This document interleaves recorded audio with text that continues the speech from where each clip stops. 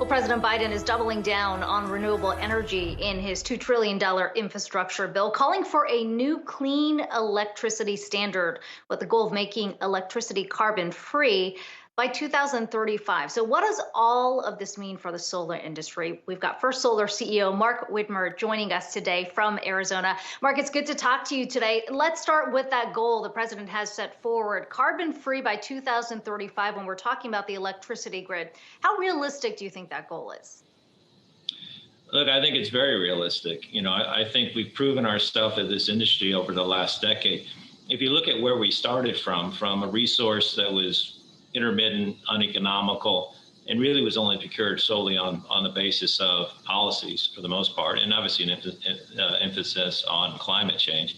And we've made this, in a short decade, become a strategic resource. It's the lowest cost new generation. We now have the capabilities of enhancing and improving the reliability of the grid with the capabilities of a solar utility scale power plant. We're now starting to see the integration of storage, so now you can create firm dispatchable power. So I don't see any constraints moving us forward to hitting that type of objective. And one of the things I like to say is, you know, we started off a decade plus ago and the industry was looked upon as renewable, or excuse me, new or alternative. And now it's mainstream. And so when you think going forward, what are the new alternative sources of technology? It's EVs, or it's hydrogen, or it's carbon capture, and all that's going to be powered by renewable energy because it's become so mainstream at this point in time.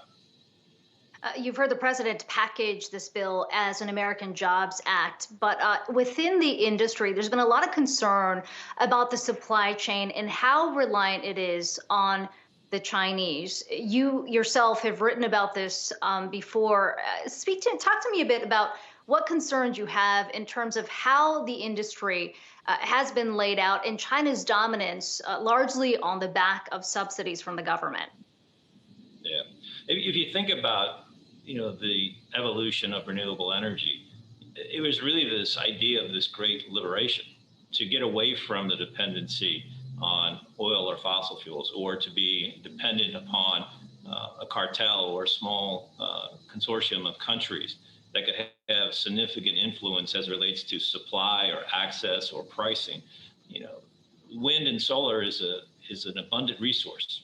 It should create liberation that we should all have the ability to benefit from, which was a great inflection point for not only the U.S. but for all of the nations around the world.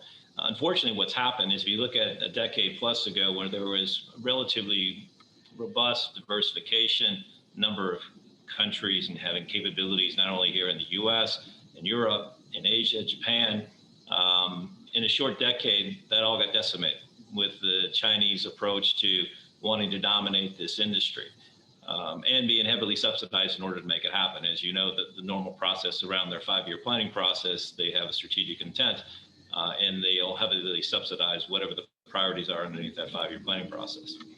And what's happened now is that the crystalline silicon supply chain, which I also want to make sure it's clear and understood that First Solar is thin film. It started off with a disruptive technology. We're the only one who's been able to really get the technology to scale and to be competitive on a global basis.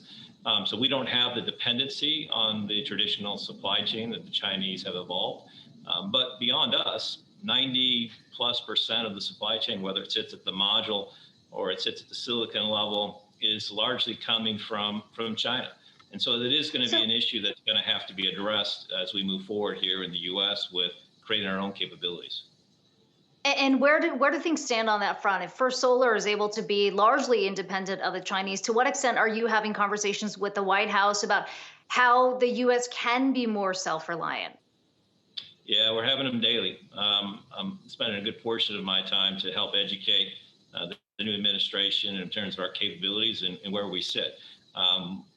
When we made a significant expansion in our Ohio facility, our primary factory here in the U.S. is outside of Toledo, Ohio. We tripled the capacity of that facility back in 2019. It was largely on the backdrop of the 201 safeguard tariffs that were put in place. When we made that decision, we actually acquired enough land to expand beyond. So we sit with land and capability to put another 3 gigawatts of capacity into our Ohio campus, which will double where we are right now, a little bit more than double where we are right now. And we can do that within a matter of 18 months. What we need, though, is a stable policy environment and an understanding of ensuring a level playing field. The 201, when it first was put in place, and the intent of the 201 was to safeguard the domestic manufacturing industry, which would enable it to invest and not be attacked by dumping from the Chinese. It was supposed to last four years. It lasted 16 months because it was undermined by an exemption that some others played their political clout with to pass through an exemption that really undermined the 201 intent. So we've been waiting, and we're ready to go, and we can get a factory into Ohio very quickly. Mark, we hope to keep the conversation going. Certainly a lot more to discuss on this front, but it's good to have you on today. Mark Widmar, First Solar CEO, thanks so much for joining us today.